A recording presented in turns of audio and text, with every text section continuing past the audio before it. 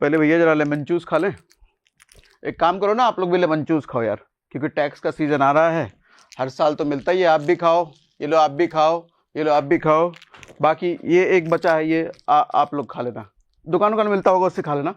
Tax का season आ रहा है ना भैया, हर साल लेमन जूस मिलता है, इस साल भी मिल सकता है। क्या है ये लेमन जूस, समझते हैं, समझाते हैं।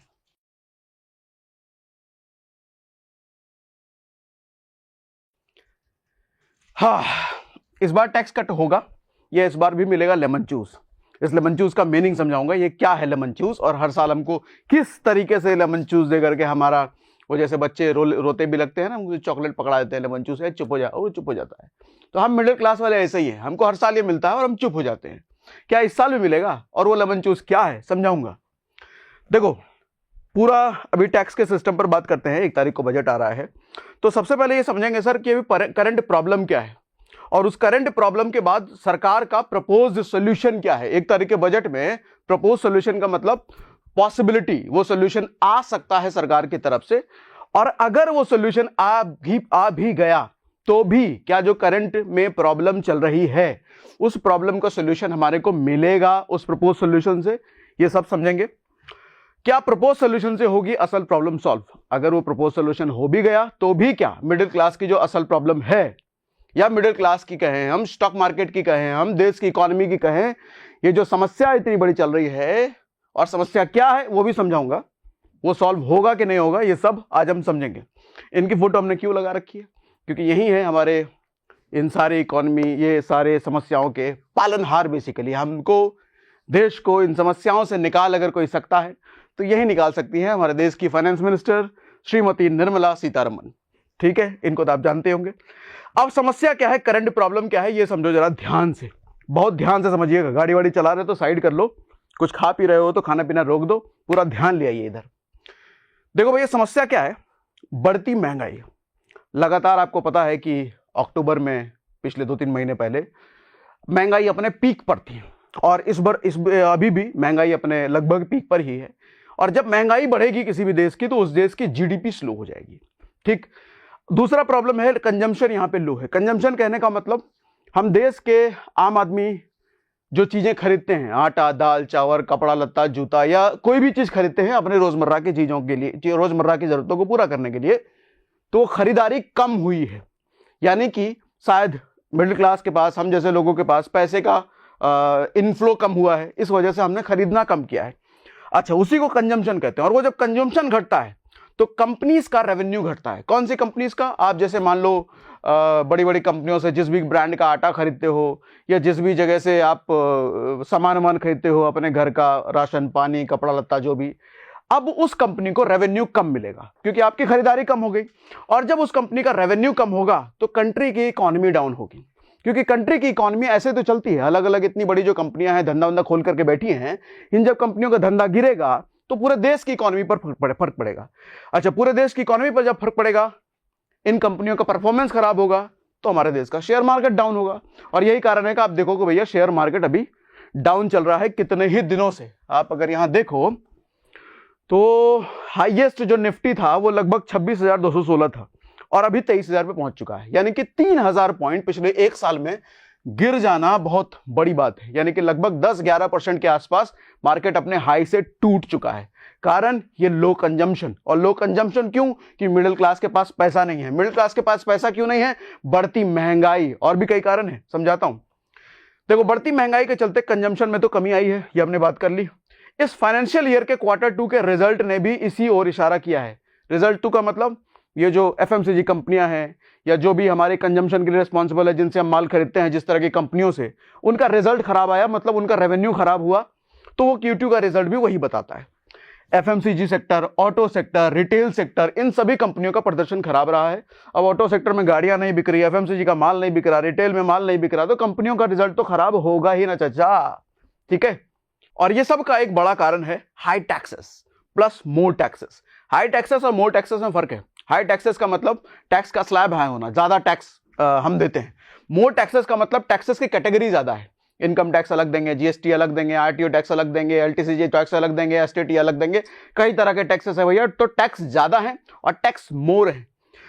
लो सैलरी हाइक, ये एक बड़ा रीजन है। कि भैया लोगों की सैलरी लाइक बहुत कम है और इन्फ्लेशन ज्यादा है, यानी कि महंगाई ज्यादा है, टैक्सेस बहुत हाई हैं और टैक्सेस मोर हैं, ज्यादा कैटेगरी में टैक्सेस हैं, लेकिन सैलरी कम है। इन सब चीजों को आज डिटेल में करेंगे कवर, अभी बताता हूं। देखो कुछ न्यूज़पेपर की कटिंग भी मैंने यहां पे लगा दी है। India falling wages that hits economy, यानी कि कंज्यूमर्स का हर चीज में खरीदारी कम हुआ है जो कि इकोनॉमी को हिट कर रही है।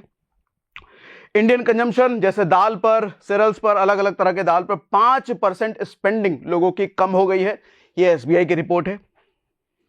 आरबीआई बुलेटिन भी कह रही है कि इकोनॉमिक ग्रोथ भैया रीबाउंड है, फूड इन्फ्लेशन नीड्स टू, मतलब फूड इन्फ्लेशन भी बढ़ा है, खाने पीने की चीजों में महंगाई आई है, ये आरबीआई भी कह रही है। Budget should announce tax cuts, budget में टैक्स कट होना चाहिए to individual to boost consumption, consumption को अगर बढ़ाना है तो बजट में टैक्स कट होना बहुत जरूरी है, ये बार्कलेस की रिपोर्ट कह रही है। Concern in government private sector, अच्छा ये बड़ा ध्यान देना, प्राइवेट सेक्टर में जो कॉर्पोरेट्स काम कर रहे हैं उनका प्रॉफिट पिछले 15 साल में हाई पर है, सबसे टॉप पर है, सबसे ज्यादा प्रॉफिट उन्होंने पिछले 15 साल में कमाया है, लेकिन सैलरीज स्टैग्नेंट है। वहां काम करने वाले लोगों को, हम जैसे मिडिल क्लास लोगों की सैलरीज स्टैग्नेंट है भैया।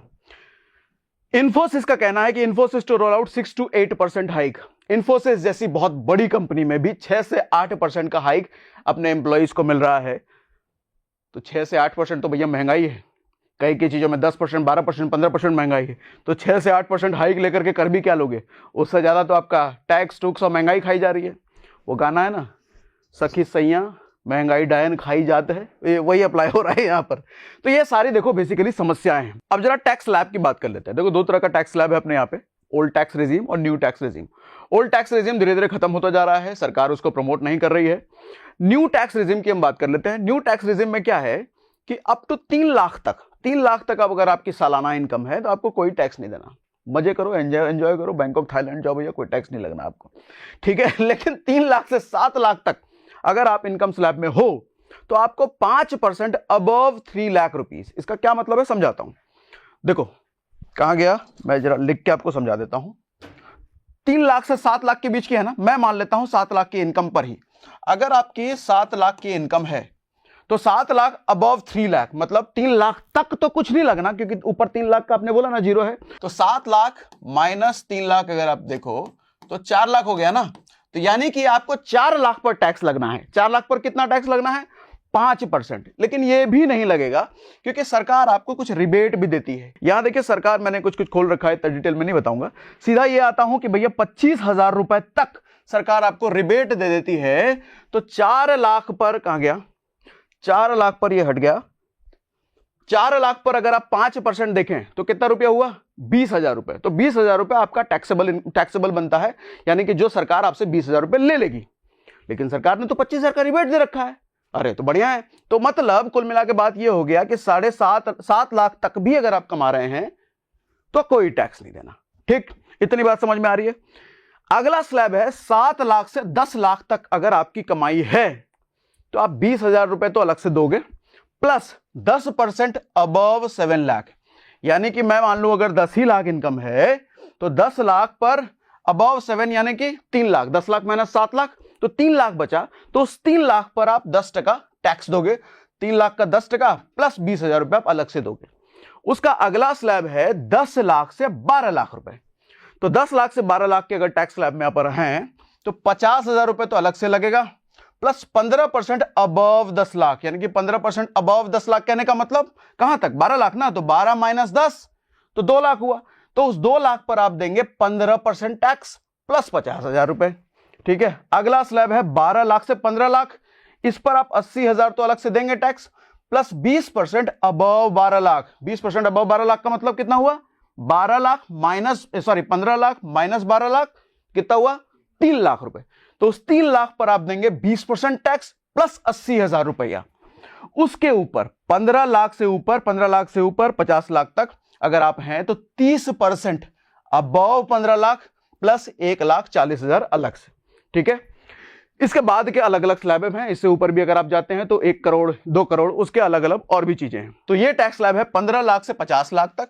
लेकिन 50 लाख के ऊपर भी अगर आप जाते हैं तो 50 लाख से 1 करोड़ अगर आप जाओ तो आपका 30% अबव 15 लाख प्लस 1,40,000 प्लस यहां पे सरचार्ज ऐड हो जाता है, 10% अलग से आप सरचार्ज दोगे।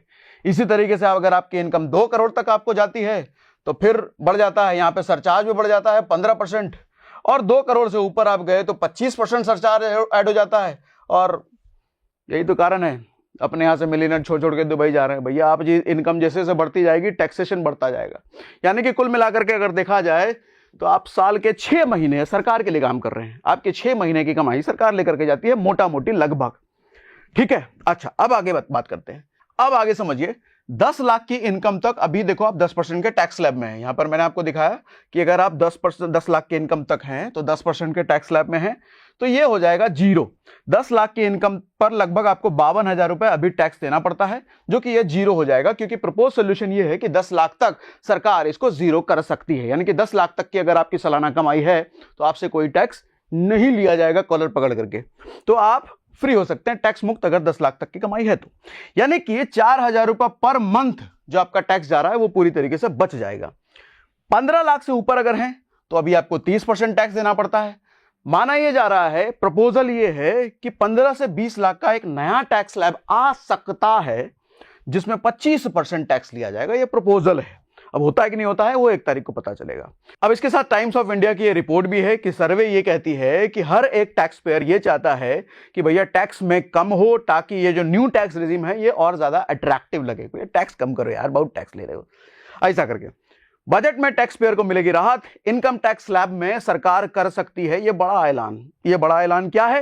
ये बड़ा ऐलान है कि 10 लाख तक कमाई हो सकती है बिल्कुल टैक्स फ्री, जैसा अभी हमने बात किया भी। लेकिन होगा कि नहीं होगा वो 1 तारीख को पता चलेगा। Income tax cut likely in budget 2025 to पर कंजम्पशन को अगर बढ़ाना है तो 2025 के बजट में टैक्स घटाना ही पड़ेगा, ये भी सर्वेस कह रही हैं। अब इसके साथ जरा समझते हैं ये जो प्रपोज सोल्यूशन है, ये जो बातें हो रही हैं कि सरकार ये कर सकती है 1 तारीख के बजट में, उसमें चैलेंजेस क्या है। देखो चैलेंज क्या है, चैलेंज का मतलब ये नहीं कह रहा कि मैं सरकार नहीं कर पाएगी, सरकार कर सकती है, लेकिन दिक्कत सरकार को क्या आ सकती है, क्या एक्स्ट्रा बर्डन हो सकता है सरकार को सहना पड़े, वो जरा हम समझते हैं। देखो पर्सनल इनकम टैक्स कम करना सरकार के लिए एक बड़ा चैलेंज है, क्योंकि पर्सनल इनकम टैक्स से सरकार की एक बड़ा रेवेन्यू सोर्स है। टैक्स रेट कम हुआ तो 50,000 से 1 लाख करोड़ का रेवेन्यू लॉस है। ये मैं नहीं कह रहा, ये रिपोर्ट कह रही है। याद है कि बिजनेस टुडे की रिपोर्ट है, ये रिपोर्ट यही कह रही है कि 50,000 से 1 लाख करोड़ का सरकार को रेवेन्यू लॉस हो सकता है अगर ये टैक्स कट हुआ तो। इसके साथ ही एक और चीज सरकार ने अभी अनाउंसमेंट कर रखा है जो कि 2026 में होगा, 8वां वेतन आयोग। इसका भी देखें, इसकी वजह से भी क्या होगा। ये कहां का रिपोर्ट है? ये मनी कंट्रोल पर रिपोर्ट है। 7th पे commission total finance impact. 6th पे जब आया था तो सरकार पर एक अलग बर्डन आया था लगभग 22,000 करोड़ का। उसके 10 साल बाद जब 7th पे आया तो सरकार पर एक एक्स्ट्रा बर्डन आया लगभग 1 लाख करोड़ का। तो इस हिसाब से अगर हम अनुमान लगाएं तो लगभग 5 गुना ज्यादा बर्डन पड़ गया 6th पे और 7th पे में गैप में, जो कि 10 साल का गैप था। एक बार फिर से 7th पे और 8th पे में गैप है 10 साल का। तो अगर इस हिसाब से हम देखा जाए तो लगभग 5 लाख करोड़ का एक्स्ट्रा बर्डन सरकार पर आ जाना चाहिए 8th पे कमीशन जब से लागू होगा तब से। तो क्या ये बर्डन को बियर करने के लिए टैक्स रेट हो सकता है सरकार कम ना करे, या फिर इस बर्डन के रहते रहते सरकार टैक्स रेट कम कर देगी? तो सवाल ये उठता है कि सरकार मैनेज कैसे करेगी। ये सवाल है, मुझे नहीं पता अब 1 तारीख को क्या होने वाला है। अब इसके साथ ही सरकार को कुछ पैसा इसके लिए भी देना होगा 8 पे कमीशन के लिए। ऐसे में सवाल ये उठता है कि इतना बर्डन सरकार मैनेज क्या करेगी, कैसे करेगी। तो अब इस बर्डन से बचने के लिए हो सकता है कि ऐसे में टैक्स छूट ना हो, टैक्स की छूट ना मिले, लेकिन इसके साथ सरकार आपको स्टैंडर्ड डिडक्शन बढ़ा करके, जो कि अभी 75,000 पिछले साल किया था, उसको बढ़ा करके 1 लाख कर दे। अब स्टैंडर्ड डिडक्शन क्या होता है कि जैसे मान लीजिए आपके, मैंने यहां पे कहा 7 लाख की सैलरी है, पिछले साल ये 75,000 रुपए था, अब 7 लाख की आपकी सालाना अगर सैलरी है तो 75,000 रुपए स्टैंडर्ड डिडक्शन, मतलब स्टैंडर्ड रूप से आपको छूट दिया हुआ है। तो कहने का मतलब 7 लाख माइनस 75,000 तो 6.25 लाख रुपए आपकी सैलरी कंसिडर की जाएगी टैक्स लेने के लिए। तो आपका जो ऊपर मैंने टैक्स स्लैब दिखाया, उस टैक्स स्लैब के अकॉर्डिंग मान लिया जाएगा कि इस आदमी की इनकम 7 लाख नहीं है, क्योंकि हमने 75,000 तो स्टैंडर्ड डिडक्शन दिया हुआ है, इसकी भैया कमाई 6.25 लाख ही है। तो 6.25 लाख के अकॉर्डिंग आप जिस टैक्स स्लैब में फॉल कर रहे होंगे उसके अकॉर्डिंग आपसे टैक्स लिया जाएगा। यह स्टैंडर्ड डिडक्शन है। अच्छा, यह स्टैंडर्ड डिडक्शन पिछले साल 50,000 से बढ़ा के 75,000 किया गया है। यानी कि 75,000 के पिछले साल ये 50,000 था, 50,000 के पिछले साल ये 25,000 था, और अनुमान ये है कि इसको शायद इस साल बढ़ा करके 1 लाख कर दिया जाए। यानी कि कोई आदमी अगर 7 लाख कमा रहा है तो उसकी सैलरी 6 लाख कंसिडर की जाएगी टैक्स लेने के लिए। मैं इसी को कहता हूं लेमन चूस। शुरुआत में जहां आपने बात शुरू करी थी, सेशन की शुरुआत, यही है लेमन चूस। सर ये लेमन चूस तो पिछले साल भी दिया गया था, पिछले के पिछले साल भी दिया गया था, लेकिन उसके साथ ही LTCG long term capital gain tax बढ़ा दिया गया था, short term capital gain tax बढ़ा दिया गया था, STT, आप स्टॉक मार्केट में STT जानते होंगे, वो टैक्स बढ़ा दिया गया था। तो सर एक तरफ तो जहां पर स्टैंडर्ड डिडक्शन बढ़ाया गया, वहां पर ये टैक्सेस, सॉरी स्टैंडर्ड डिडक्शन मतलब आपको छूट ज्यादा दी गई, उसके साथ ही टैक्सेस बढ़ा दिए गए। तो इधर से चीजें कम की गई लेकिन इधर से चीजें बढ़ा दी गई। तो पता नहीं क्या हुआ, ये लोगों के लिए फायदे की बात हुई ना हुई, वो आप देखिए। अब सवाल ये उठता है कि ये जो प्रपोज सोल्यूशन है, एक तो प्रपोज सोल्यूशन हो गया टैक्स कम करो, लेकिन टैक्स कम करो में ज्यादा चैलेंज क्या है कि भैया 8 पे कमीशन भी आ गया है, और टैक्स कम हुआ तो एक्स्ट्रा बर्डन भी पड़ेगा 50,000 करोड़ से 1 लाख करोड़ का, और 8 पे कमीशन भी आया है। ये दोनों मिला करके टैक्स कम करना एक बड़ा चैलेंज है सरकार के लिए। तो इस चैलेंज से बचने के लिए सरकार हो सकता है आपको स्टैंडर्ड डिडक्शन का जो स्लैब है उसको बढ़ा दे, ठीक है।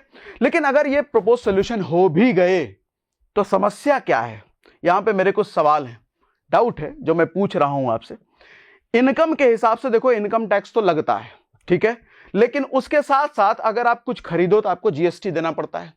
आप कुरकुरे खरीदो, बिस्किट खरीदो, चावल दाल आटा मंजन चाय बिस्किट कुछ भी खरीदो, कपड़ा लत्ता, हर चीज पे आपको GST देना पड़ता है। सर इनकम टैक्स के स्लैब में हम अगर कम भी कर दें, इनका क्या, इन पर तो कभी बात ही नहीं होती। कभी अगर कम करना है इन पर भी तो कम होना चाहिए। सर उस आपके इनकम टैक्स के अलावा कहीं इन्वेस्टमेंट करने जाओ तो आप STT दोगे, लॉन्ग टर्म या short term capital gain tax दोगे, आप अगर हाईवे पे चलते हो तो टोल टैक्स दोगे, कार खरीदोगे तो RTO टैक्स दोगे, प्रॉपर्टी खरीदने जाओगे तो स्टैम्प ड्यूटी टैक्स दोगे, और उसके साथ इन सब पर लगभग अलग से आप GST भी दोगे। इनकम टैक्स स्लैब अगर कम हुआ भी, इन सब का क्या, इन सब पे भी कुछ कम होगा क्या, इन पे भी कुछ कम होना चाहिए कि नहीं होना चाहिए, क्योंकि ये बड़ा बर्डन है भैया, ठीक है। अच्छा, अगले साल 9 से 10% सैलरी हाइक अगर हो भी गई, जैसा हमने इन्फोसिस वाला दिखाया कि 6 से 8% सैलरी हाइक एवरेज हुआ है, मैं इसको मान लूं कि अगले साल 9 से 10% अगर सैलरी हाइक हो भी गई काम करने वाले लोगों की, सर महंगाई 6-7% है, तो ऑन एन एवरेज अगर देखा जाए तो आदमी 2 से 3% ही प्रॉफिट में आया, 2 से 3% ही सैलरी बढ़ी उसकी, 6 से 7% तो महंगाई भी खाएगी।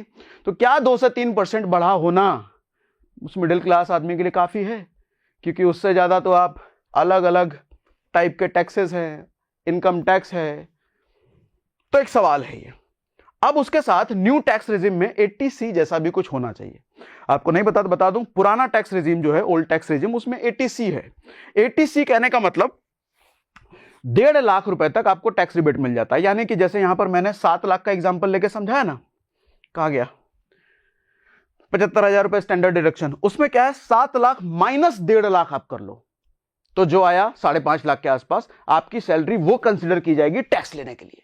तो वो 1.5 लाख का डिडक्शन जैसा कुछ, 80C जैसा कुछ नए टैक्स रेजिम में भी होना चाहिए। नए टैक्स रेजिम में ऐसा कुछ नहीं है। और इसके अलावा एक और चीज आप समझिए, 80C का फायदा आपको लेने के लिए इंश्योरेंस आप करते थे, या बच्चों की स्कूल फीस पे आप इन सब चीजों का फायदा लेते थे। अब हो सकता है कि इंश्योरेंस सेक्टर को भी कम बढ़ावा मिले, उस पर डिस्करेज हो सकता है, चलो वो एक अलग टॉपिक पर, उस पर हम किसी और दिन बात कर लेंगे।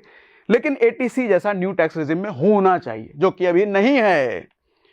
कम से कम इंश्योरेंस पर टैक्स छूट मिलनी चाहिए, और GST तो आप ले ही रहे हो, आप लाइफ इंश्योरेंस लो, मेडिकल इंश्योरेंस लो, GST तो सरकार उस पर ले ही लेती है, लेकिन आपको छूट जो कि ओल्ड टैक्स रेजिम में मिल जाता था 80C के तहत, नए टैक्स रेजिम में कुछ नहीं मिलेगा, ठीक है। इसके साथ केंद्र और राज्य सरकारों की बात करें तो पेट्रोल डीजल का भी दाम को कुछ करना चाहिए, क्योंकि पेट्रोल डीजल आपको कहां से आ गया, टैक्स की बात करते करते पेट्रोल डीजल पे आ गए, बहुत जरूरी है भैया, अभी दिखाता हूं कैसे हम कहां से आ गए। देखो, पेट्रोल डीजल एक बड़ा कारण होता है, इसकी कीमतें जैसे जैसे बढ़ती जाएगी आप हर चीज महंगी होगी, क्योंकि ट्रांसपोर्टेशन के लिए यही तो चाहिए पेट्रोल डीजल। कोई भी चीज इधर से उधर, फल फ्रूट सब्जियां चावल दाल आटा, यहां से लेके वहां ले जाया जाएगा, किस पे, ट्रक पे। तो पेट्रोल डीजल तो चाहिए। पेट्रोल डीजल ही अगर महंगा हो गया तो सब कुछ ही महंगा हो जाएगा, सब कुछ। और अगर यह सस्ता हुआ तो सब कुछ सस्ता हो सकता है। सब कुछ का मतलब सब कुछ। अच्छा, पेट्रोल डीजल का खेल अभी समझाता हूं आपको। तेल के सस्ते होने से मिडिल क्लास के बचेंगे पैसे, साथ ही महंगाई भी कम होगी। अब पेट्रोल डीजल का जरा खेल समझिए भैया। क्रूड ऑयल के prices drop by 21% since March. Crude oil petrol diesel वाला हमने लास्ट एक वीडियो किया था, नहीं हो देखा होगा देखना, इसके ठीक लास्ट वाला ही है। सर मार्च से क्रूड ऑयल का प्राइस 21% कम हुआ है। क्रूड ऑयल क्या है? जिससे पेट्रोल और डीजल बनाया जाता है। तो क्रूड ऑयल जो हम बाहर से मंगाते हैं वो हमको 21% ज्यादा सस्ता पड़ा है मार्च से लेके अब तक। लेकिन सवाल यह है कि क्रूड ऑयल अगर सस्ता हुआ है और वो भी 21% सस्ता हो गया है, तो पेट्रोल डीजल भी तो 21% सस्ता होना चाहिए मार्च से लेके अब तक। हुआ क्या? यानी कि पेट्रोल अगर 100 रुपए का मिल रहा है, एग्जैक्ट प्राइस मुझे नहीं पता, अगर होगा 100 रुपए का, तो 100 रुपए से घट के ये 80 रुपए का भी मिलना चाहिए, 79 रुपीज का ही मिलना चाहिए। ऐसा हुआ क्या? नहीं हुआ चाचा। तो अब यह भी सवाल बनता है, क्या सरकार इस पर भी कुछ करेगी? अंतरराष्ट्रीय बाजार में क्रूड ऑयल हुआ धड़ाम, यानी कि उसके प्राइसेस घटे हैं। क्या पेट्रोल और डीजल का भी घटेगा दाम? यह सवाल सरकार से है। पेट्रोल डीजल के दाम आखिरी बार मार्च 2024 में सरकार ने 2 रुपए कम किए थे। क्रूड ऑयल के दाम में कमी आई, पास ऑन ये आगे होना चाहिए कि नहीं होना चाहिए? मतलब सरकार जो क्रूड ऑयल बाहर के देशों से खरीद रही है, वो अगर उसको 20% तक सस्ता हो गया है मार्च से लेके अब तक, तो हमें भी तो थोड़ा पास ऑन करो चाचा। हमारा बाइक में और कार में डलने वाला पेट्रोल डीजल भी तो सस्ता होना चाहिए। अब दिल्ली में एक एग्जांपल समझाता हूं आपको। दिल्ली में पेट्रोल का रिटेल रेट है अभी लगभग 95 रुपए, मान लिया, एग्जैक्टली पता नहीं है कितना 95 ही होगा। डीलर को यह पड़ता है लगभग 55 रुपए में। हो सकता है आपके लिए शॉकिंग हो कि जो पेट्रोल आप 95 रुपए पर लीटर आप भरवा रहे हैं, वो 95 रुपए पर लीटर डीलर को नहीं पड़ता, डीलर को सिर्फ 55 रुपए पड़ता है। अब आप कहेंगे 55 रुपए, यानी कि लगभग आधा पैसा डीलर कमा रहा है। ना, आधा डीलर नहीं कमा रहा, डीलर तो इतना सा कमाता है, ज्यादा तो सरकार ले जाती है। अब देखो ये कैसे होता है। देखो भैया, price chargeable to dealers, dealer से क्या चार्ज किया जाता है उस 95 रुपए के बदले? लगभग 55 रुपए, ठीक है, 0.66 मैंने हटा दिया, 55 बोल दिया। एवरेज डीलर का जो कमीशन होता है, यानी कि 1 लीटर पेट्रोल पर, वो लगभग 3.25 रुपए कमाता है, मात्र 3.25 रुपए। बाकी पैसे कहां गए? देखो सर, एक्साइज ड्यूटी के नाम पे सरकार ले लेगी, सेंट्रल गवर्नमेंट उससे ले लेगी लगभग 19 रुपए, यानी कि लगभग 20 रुपए। वैट के नाम पे उसे स्टेट गवर्नमेंट ले लेगी लगभग 15.5 रुपए। तो total selling price of the petrol इन दिल्ली हो गया लगभग 95 रुपए। अब एक एग्जांपल समझाते हैं कि सरकार आपसे कितना पैसा लेके जाती है पेट्रोल डीजल के नाम पे। सर मान लेते हैं कि कोई आदमी 5 लीटर पर डे पेट्रोल भराता है, और तो टोटल वो 473 यानी कि 450 रुपए खर्च कर देता है रोज का, ठीक है। तो 150 लीटर में मान लो 30 दिन का वो अगर भरा रहा है, तो 14,000 रुपए के करीब वो खर्च कर रहा है महीने का। अब उस 14,000 रुपए में से स्टेट गवर्नमेंट यानी कि राज्य सरकार आपसे कमा लेती है लगभग 2300 रुपए, सेंट्रल गवर्नमेंट आपसे कमा लेती है लगभग 2900 रुपए, और डीलर कमाता है मात्र 565 रुपया, मात्र 565 रुपया। तो सरकार कमाती है भैया 5200 यानी कि 5300 रुपए के आसपास, लेकिन डीलर सिर्फ 565 कमाता है। ऐसे में इस हिसाब से 1 साल का अगर हिसाब लगाओ तो 1 साल में सरकार ऑलमोस्ट कमा लेती है 1 लाख रुपए आपसे। अगर आप महीने का 14,000 का पेट्रोल भरा रहे हो ना चाचा, और तो 1 साल में सरकार आपसे 1 लाख रुपए पेट्रोल डीजल के टैक्स से कमा लिया। आप सोचिए, मैं तो स्विगी जोमेटो वाले का सोच रहा था, ये लोग कितना बाइक दौड़ाते हैं और कितना पेट्रोल लगता होगा और कितना सरकार इनसे कमाती होगी। तो कितना कमा रही है यार, बहुत कमा रही है। ऐसे में टैक्स पे छूट तो मिलना चाहिए, ठीक। अब एक और चीज ध्यान से समझिएगा। अभी कुछ दिनों पहले हमने मनीष सिसोदिया, जो कि दिल्ली के पूर्व वित्त मंत्री भी रहे हैं और दिल्ली के पूर्व उप मुख्यमंत्री भी रहे हैं, तो इनके साथ हम जब डिस्कशन कर रहे थे, और वो डिस्कशन हमने पॉडकास्ट वाले चैनल पे भी डाला है, आप सागर सिन्हा पॉडकास्ट सर्च करोगे तो आपको ये वाला मिल जाएगा। तो इसमें इन्होंने एक चीज कही है, बड़ी अच्छी बात बोली है कि टैक्स ज्यादा अगर आपको लेना है लोगों से, मतलब ज्यादा कहने का मतलब टैक्स रेवेन्यू अगर सरकार को बढ़ाना है तो टैक्स का रेट कम कर दो। जैसे ही आप टैक्स का रेट कम करोगे आपके पास कलेक्शन बढ़ जाएगा। तो जो आदमी टैक्स नहीं भी देता है या जो टैक्स चोरी करता है वो चोरी कम हो जाएगी, या जो टैक्स नहीं दे रहा है वो भी आपको टैक्स देना शुरू कर देगा।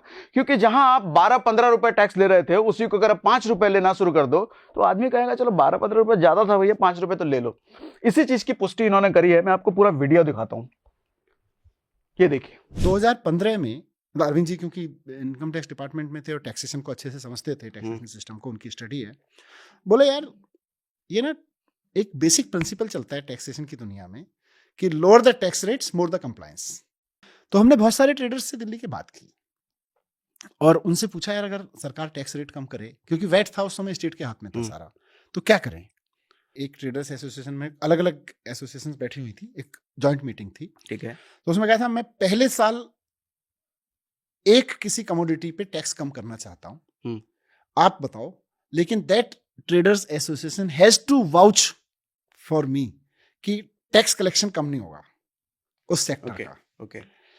तो टिम्बर्स एसोसिएशन थी दिल्ली की, उन्होंने कहा साहब आप कम कर दो, हम गारंटी लेते हैं कि आपका टैक्स कलेक्शन टिम्बर सेक्टर से कम नहीं होगा। ठीक है। 2015-16 के बजट में हमने टिम्बर पे टैक्स मेरे ख्याल से 13 या 14% था, उसको घटा के 5% कर। टिम्बर ट्रेडर्स ने कहा जी हम टैक्स कलेक्शन कम नहीं होने देंगे, हम अपने व्यापारियों को प्रोत्साहित करेंगे कि टैक्स दो। सरकार ने टैक्स स्लैब्स बहुत नीचे कर दिए हैं, तो 13% से घटा के सीधे, या 12.5 था, उससे घटा के सीधे 5% कर दिया। ऑफिसर्स परेशान थे, आप फाइलें देखोगे उस वक्त की लिखा हुआ है सरकार घाटे में चली जाएगी, सरकार को नुकसान हो जाएगा, विजिलेंस हो जाएगा, फलाना हो जाएगा, ढिमका हो जाएगा। मैंने कहा कुछ नहीं है यार, जनता में एक एक्सपेरिमेंट कर रहे हैं। बिलीव मी, 1 करोड़ रुपए एक्स्ट्रा टैक्स मिला टिम्बर सेक्टर से 2015-16 में। तो देख लिया ना भैया वीडियो। तो देखो वीडियो में ये कोई प्रमोशन नहीं है आम आदमी पार्टी का, ऐसा कुछ नहीं है। वो एक अच्छी बात उन्होंने कही, सेंसिबल बात उन्होंने कही, तो मैंने सोचा आप तक भी आनी चाहिए।